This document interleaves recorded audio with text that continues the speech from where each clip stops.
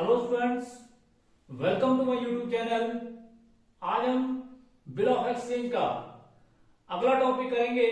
अभी तक आपने bill of exchange, promissory note और हुंडी के बारे में बड़ा डिटेल में पढ़ लिया है। आज जो हम इसका बड़ा important topic, what is the difference between bill of exchange and promissory note के बारे में पढ़ेंगे। थ्योरेटिकल क्वेश्चन, बड़ा इंपॉर्टेंट क्वेश्चन है ये।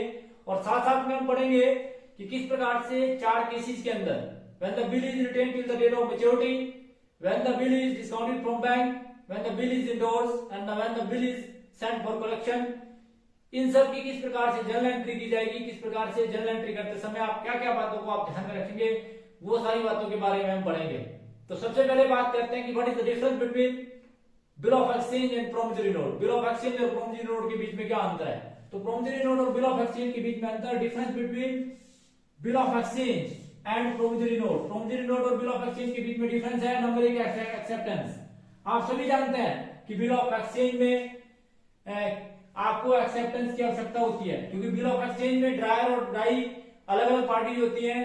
बिल को लिखने वाला कोई और होता है और बिल को स्वीकार करने वाला कोई और व्यक्ति होता है। तो बिल ऑफ एक्सचेंज में ड्रायर और ड्राई दोनों की एक्सेप्टेंस जो है वो बहुत जरूरी है। ड्रायर बिल को लिखता है, ड्राई की एक्सेप्टेंस करना इसमें बहुत जरूरी है। उसके बाद प्रोमिसरी नोट में किसी प्रकार के एक्सेप्टेंस की आवश्यकता नहीं होती है, क्योंकि बिल को लिखने वाला स्वयं ये प्रॉमिस करता है कि एक निश्चित अवधि बीत जाने के बाद मैं एक निश्चित राशि का भुगतान करूंगा। तो इस प्रकार से ये कहा जाता है कि बिल ऑफ एक्सचेंज में acceptance is necessary, while promissory note में नो नीड फॉर एक्सेप्टेंस। उसके बाद नंबर 2 है ऑर्डर और प्रॉमिस। आप सभी जानते हैं बिल ऑफ एक्सचेंज में ऑर्डर दिया जाता है। ऑर्डर बिल ऑफ एक्सचेंज में order sum of rupees 10,000, 15,000, 60,000 for the value received, इस प्रकार से लिखा जाता है। जबकि प्रॉमिसरी नोट में आई प्रॉमिस टू पे ए सम ऑफ रुपीज 10,000 और 50,000 फॉर वैल्यू रिसीव्ड, इस प्रकार से लिखा जाता है। तो इसका मतलब है कि बिल ऑफ एक्सचेंज में क्या किया जाता है? ऑर्डर दिया जाता है, आदेश दिया जाता है कि एक निश्चित राशि बीत जाने के बाद आप इस राशि का भुगतान करेंगे। जबकि प्रॉमिसरी नोट में प्रॉमिस किया जाता है कि एक अवधि बीत जाने के बाद मैं प्रॉमिस करता हूं कि इस राशि का भुगतान करूंगा। तो इस प्रकार से ये कहा जाता है, इसमें प्रॉमिस किया जाता है और इसमें जो है ऑर्डर दिया जाता है। उसके बाद ड्रायर, आप सभी जानते हैं कि जो बिल ऑफ एक्सचेंज में ड्रायर होता है उसको क्रेडिटर बोलते हैं, जबकि प्रॉमिसरी नोट में जो ड्रायर होता है उसे आप डेटर्स बोलते हैं। तो इस बात का ध्यान रखें कि बिल ऑफ एक्सचेंज में बिल को लिखने वाला क्रेडिटर कहलाता है, जबकि प्रॉमिसरी नोट में बिल को लिखने वाला डेटर्स कहलाता है। तो इस बात का ध्यान रखें।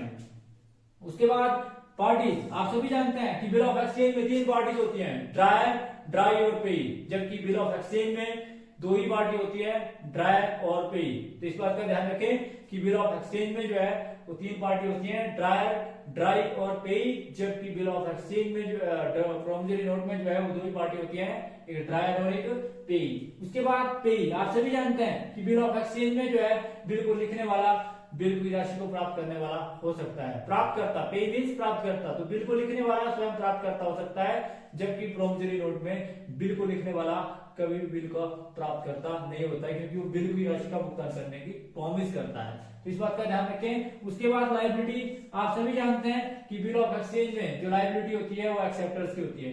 प्रॉमिसरी नोट में जो लायबिलिटी होती है वो बिल को लिखने वाले की होती है, ड्रायर की होती है। तो इस बात का ध्यान रखें कि बिल ऑफ एक्सचेंज में जो बिल को एक्सेप्टर्स है, ड्राई है, उसकी जो है क्या होती है? लायबिलिटी होती है, जबकि प्रॉमिसरी नोट में बिल को लिखने वाले की यानी कि ड्रायर की ही जो है क्या होती है? वो लायबिलिटी होती है। उसके बाद अगला जो है वो कॉपीज। तो बिल ऑफ एक्सचेंज में आप सभी जानते हैं इनलैंड बिल ऑफ एक्सचेंज और foreign bill of exchange. Inland bill of exchange की एक ही प्रति तैयार की जाती है, जबकि फॉरेन बिल ऑफ एक्सचेंज की जो है वो 3 प्रतियां तैयार की जाती हैं, जबकि प्रॉमिसरी नोट में जो है इस प्रकार का कोई भी कार्य नहीं किया जाता। तो बिल ऑफ एक्सचेंज में जो आपका इनलैंड बिल ऑफ एक्सचेंज होता है उसमें 3 प्रकार की प्रतियां तैयार की जाती हैं, जबकि जो इनलैंड बिल ऑफ एक्सचेंज उसमें एक ही प्रति तैयार की जाती है, जबकि फॉरेन बिल ऑफ एक्सचेंज में 3 प्रतियां तैयार की जाती हैं, कॉपीज तैयार की जाती हैं। उसके बाद स्टैम्प, तो ये बोलते हैं कि on demand bill of exchange को छोड़कर टाइमली बिल ऑफ एक्सचेंज में जो है वो स्टैम्प लगाई जाती है, जबकि प्रॉमिसरी नोट में हर कंडीशन में जो है वो स्टैम्प लगाई जाती है। तो बिल ऑफ एक्सचेंज में उसके बाद नोटिंग, आप सभी जानते हैं नोटिंग का मतलब होता है कि बिल ऑफ एक्सचेंज का डिसऑनर होने पर, यदि बिल ऑफ एक्सचेंज जो है डिसऑनर हो जाता है तो इसकी पुष्टि नोटिंग अधिकारी से करवाना अनिवार्य है। डिसऑनर करने के लिए अपनी मर्जी से आप बिल को डिसऑनर नहीं कर सकते, जबकि प्रॉमिसरी नोट में ऐसा कोई भी प्रश्न पैदा नहीं होता है कि आपको जो है उसको डिसऑनर कराना पड़ेगा, क्योंकि तो नोटिंग चार्जेस का कोई भी रोल नहीं है। तो बिल ऑफ एक्सचेंज में नोटिंग चार्जेस का नोटिंग अधिकारी का रोल है, जबकि प्रोमिसरी नोट में नोटिंग अधिकारी का कोई काम नहीं है, क्योंकि बिल ऑफ एक्सचेंज को नोटिंग डिसऑनर करने की पावर जो है वो नोटिंग अधिकारी के पास ही है। तो बिल ऑफ एक्सचेंज में नोटिंग अधिकारी का होना अनिवार्य है और डिसऑनर करवाना अनिवार्य है, जबकि प्रोमिसरी नोट में ऐसी कोई फॉर्मेलिटी की आवश्यकता आपको नहीं है। तो ये आपने डिफरेंस पढ़ा कि बिल ऑफ एक्सचेंज और प्रोमिसरी नोट के बीच में। Hello students, welcome to my YouTube channel. आज हम क्लास +1 का बिल ऑफ एक्सचेंज का नेक्स्ट टॉपिक करेंगे, जिसमें हम पढ़ेंगे कि 4 stages case number 1, case number 2 और केस नंबर 3, केस नंबर 4 के अंदर किस प्रकार से अकाउंटिंग एंट्री करते हैं। केस नंबर 1 ये आपके पास कि when the bill is retain till the date of maturity, when the bill is retain by the drawer till the date of maturity, तो किस प्रकार से लिखा उसको मैं आप एंट्री करेंगे। जैसे मान लो फॉर एग्जांपल x और y, x is a dryer and y is a dry, कि x ने y को माल बेचा, इसका मतलब है x is a dryer and y is a dry. तो x की पुस्तकों में किस प्रकार से एंट्री करेंगे और y की पुस्तकों में किस प्रकार से एंट्री करेंगे। तो in the book case number 1 के अंदर in the books of drawer और in the books of drawee के अंदर आप किस प्रकार से जो है लेखा पुस्तकों में एंट्री करेंगे, दैट इज वेरी इंपॉर्टेंट। तो सबसे पहले बात क्या आती है कि in the books of x when the bill is retain till the date of maturity, तो आप एंट्री करेंगे ड्रायर अकाउंट डेबिट अर्थात Y account debit to sale account. हमेशा हर कंडीशन के अंदर जब व्यक्ति जो है दूसरे व्यक्ति को माल बेचता है तो आप एंट्री करते हैं Y account debit to sale account, और दूसरी एंट्री की जाएगी bill receiver account debit to Y. तो जब जो है बिल की राशि आपको प्राप्त होगी तो आप एंट्री करेंगे bill receiver account debit to Y, तो जिसके लिए लेखा उसको एंट्री कर दी जाएगी bill receiver account debit to Y. फिर आपको डेट ऑफ मैच्योरिटी आएगी, आपको कैश पेमेंट मिलेगी, तो आप एंट्री करेंगे cash account debit to bill receiver. आप सभी जानते हैं कि सबसे पहले आपने माल को बेचा है, जब आप माल को बेचते हैं तो जिस व्यक्ति को आपने माल बेचा अर्थात drawee account debit to sale account. दूसरी कंडीशन में एंट्री होगी bill receiver account debit to drawee अर्थात bill receiver account debit to Y, और cash account debit to bill receiver. इस प्रकार से जो लेखा उसको इसकी एंट्री कर दी जाएगी। अगर बात करें the books of dry, dry की पुस्तकों में क्या एंट्री करेंगे आप, ड्राई जो आपका वो वाई है, तो वाई की पुस्तकों में आप किस प्रकार से एंट्री करेंगे।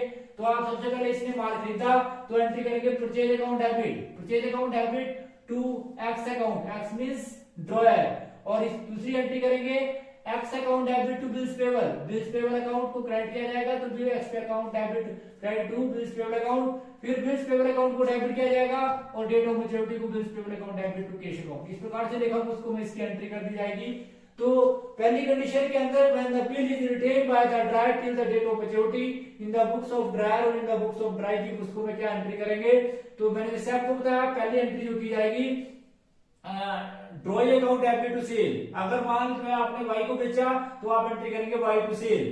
फिर दूसरी एंट्री की जाएगी आपको बिल रिसीव होगा, बिल रिसीवर हमेशा डेबिट होता है क्योंकि बिजनेस का करंट असेट होता है, तो आप एंट्री करेंगे bill receiver account debit to drawee जिससे आपने रिसीव किया टू वाई, और फिर आपको डेट ऑफ मैच्योरिटी आएगी, डेट ऑफ मैच्योरिटी को आपको पेमेंट मिलेगी जिसके लिए आप एंट्री करेंगे cash account debit to bill receiver. और in the books of drawee, drawee की पुस्तकों में आप एंट्री करेंगे ड्रॉई ने माल को परचेज किया तो आप एंट्री करेंगे purchase account debit to X account, being goods purchase from X, फिर आप दूसरी एंट्री करेंगे X to bills payable, being bills payable to X, bills payable की पेमेंट की जाएगी, फिर एंट्री करेंगे बिल्स पेबल टू कैश अर्थात बिल्स पेबल की जो है वो पेमेंट कर दिया आपने। तो इस प्रकार से लिखा उसको में आप इसकी एंट्री करेंगे। तो ध्यान रखिए इस बात का कि when the bill is retain till the date of maturity लेखा पुस्तकों में इसकी एंट्री इस प्रकार से की जाती है।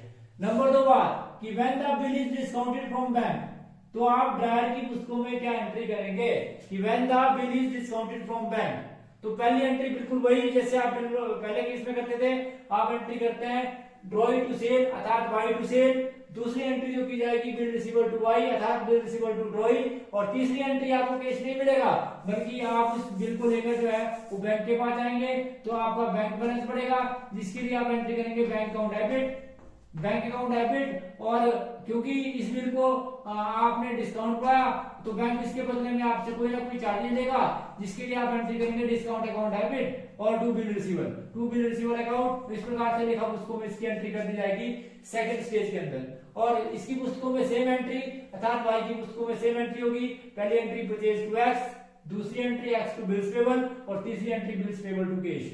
उसके बाद ये आपकी सेकंड स्टेज थी। सेकंड स्टेज के अंदर ध्यान रखें कि डेट ऑफ मैच्योरिटी को आपको कोई पेमेंट नहीं आएगी, क्योंकि आपने जो पेमेंट है वो पहले ले ली है, और डेट ऑफ मैच्योरिटी को जो ये पेमेंट है ये बैंक के पास जाएगी, बैंक को रिसीव होगी।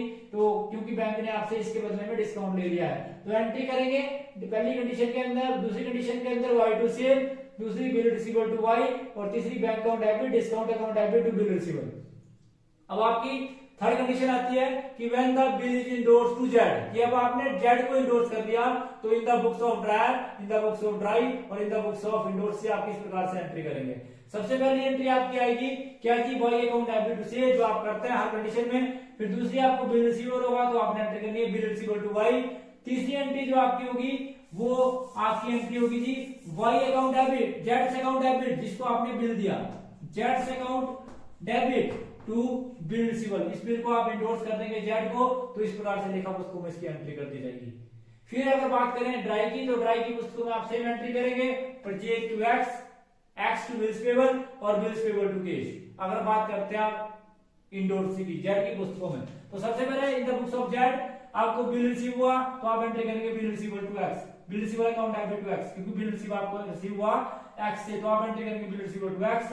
और फिर इसको क्योंकि डेट ऑफ मैच्योरिटी को पेमेंट किसको मिलेगी, जेड को, तो ये अपनी पुस्तकों में एंट्री करेगा cash account debit to bill receivable, cash account debit to bill receivable. इस प्रकार से जो है ये अपनी लेखा पुस्तकों में जो है एंट्री करेगा। तो इस प्रकार से जो है डेट ऑफ मैच्योरिटी को जो है जेड की पुस्तकों में एंट्री की जाएगी। तो ये आपकी थर्ड कंडीशन थी कि when the bill is endorse, तो किस प्रकार से जो एंट्री करनी है। पहले मैंने आपको बताया Y to sale, bill receivable to Y, Z to bill receivable, date of maturity को इसकी पुस्तकों में कोई एंट्री नहीं होगी, क्योंकि इसको डेट ऑफ मैच्योरिटी को पेमेंट जो मिलेगी वो जेड को मिलेगी।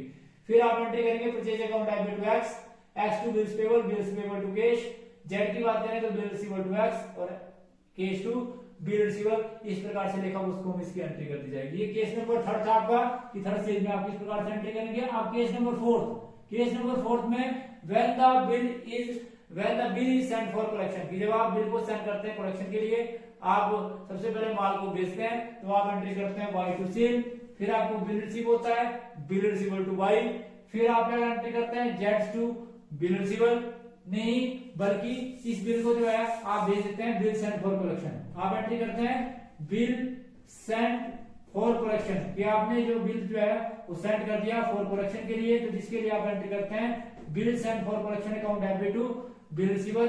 फिर डेट ऑफ मैच्योरिटी आएगी, आपको पेमेंट मिलेगी, जिसके लिए आप एंट्री करेंगे bank account debit to bill sent for collection, bank account debit to bill sent for collection, bill sent for collection. तो इस प्रकार से जो है इसकी लेखा पुस्तकों में जो है एंट्री कर दी जाएगी। और अगर ड्राई की पुस्तकों में बात करें तो entry same, purchase account debit to X और X to bills payable, bills payable to cash. तो तीनों कंडीशन के अंदर, चारों कंडीशनों के अंदर, चारों के चार केस के अंदर आपने किस प्रकार से एंट्री करी, जिसमें केस नंबर 1 था कि when the bill is retain till the date of maturity, आप पहले एंट्री करेंगे ड्रायर की पुस्तकों की, क्योंकि ड्रायर की पुस्तकों में एंट्री होती है, बाकी ड्राई की पुस्तकों में तो चारों कंडीशन के अंदर जो एक जैसी एंट्री होती है। तो ड्रायर की पुस्तकों में क्या एंट्री होती है कि when the bill is retain till the date of maturity, पहली एंट्री होती है, आप सभी जानते हैं कि drawee account debit to sale, फिर बिल रिसीवेबल टू ड्रॉई, और फिर अगली एंट्री होती है cash account debit to bill receivable. ये पहली कंडीशन के अंदर होती है। दूसरी कंडीशन के अंदर आप सभी जानते हैं पहली एंट्री होती है ड्रॉई टू सेल, दूसरी एंट्री होती है बिल रिसीवेबल टू ड्रॉई, और तीसरी एंट्री होती है bank account debit, discount account debit to bill receivable. ये एंट्री होती है जी आपकी सेकंड कंडीशन के अंदर। थर्ड कंडीशन के अंदर when the bill is endorse, तो जब बिल को इंडोर्स कर दिया जाता है तो आप एंट्री करते हैं, सबसे पहली एंट्री होती है drawee account debit to sale, फिर दूसरी एंट्री होती है बिल रिसीवेबल टू ड्रॉई, और तीसरी एंट्री जो होती है वो होती है आपकी जेड यानी कि इंडोर्सी टू बिल रिसीवेबल, और डेट ऑफ मैच्योरिटी को इसके अंदर भी कोई एंट्री नहीं होती है। फिर अगर चौथी कंडीशन की बात करें कि when the bill is sent for collection, तो पहली एंट्री होती है ड्रॉई टू सेल, दूसरी एंट्री होती है बिल रिसीवेबल टू ड्रॉई, और तीसरी एंट्री होती है bill sent for collection account debit to bill receivable, और फिर चौथी कंडीशन में एंट्री होती है bank account debit to bill sent for collection. तो इस प्रकार से लेखा पुस्तकों में जो है इसकी एंट्री कर दी जाती है। और ड्राई की पुस्तकों में चारों कंडीशन के अंदर एक ही एंट्री होती है परचेज टू ड्रॉयर, और ड्रॉयर टू बिल्स पेबल, और बिल्स पेबल टू कैश। तो और अगर बात करें इंडोर्सी की पुस्तकों में तो बिल रिसीवेबल टू ड्रॉयर और केस टू बिल रिसीवर, इस प्रकार से रेखा वस्तुओं में इसकी एंट्री कर दी जाती है। तो चारों कंडीशन के अंदर किस प्रकार से इसकी जर्नल एंट्री करते हैं वो मैंने आपको बताया। तो अगली वीडियो के अंदर इसका किस प्रकार से प्रैक्टिकल करेंगे वो आपको बड़ा डिटेल में बताया जाएगा। इसका थ्योरेटिकल पोर्शन आप बड़े ध्यान से देख लें, क्योंकि मैंने आपको बताया था कि अगर लंबे समय तक किसी चीज को आप मेमोराइज करना चाहते हैं, लंबे समय तक अपनी स्मरण शक्ति में रखना चाहते हैं, तो इसका थ्योरेटिकल पोर्शन आपको आना चाहिए, उसके बाद आपको इसका प्रैक्टिकल पोर्शन करना चाहिए। तो thanks for watching the video, please like, comment and subscribe my channel. Thank you.